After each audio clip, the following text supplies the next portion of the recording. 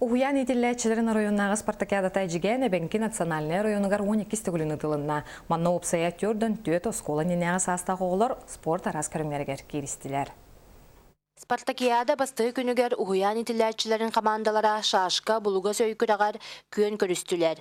Манна 16 огыттын ылбытыттан орынчыкан уйян итилләчете Анжелина Ксенофонтова бастан командатыгар эби очко килдерде. Девер шахматына анячыбым, ылларбын кытра анячыбым, күрәктеге кейдем.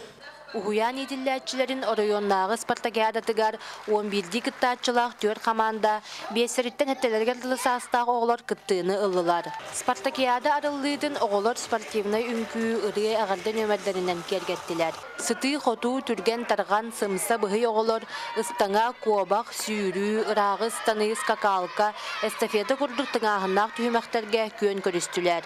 Уопсай көрдүрүү түмүгүнен элбак очкону ылан Ёлочка уян стрела командата кыйы өргөйүн билле. Мы очень рады, что победили. Мне понравился больше всего Истанга. Я занял первое место Кобахка.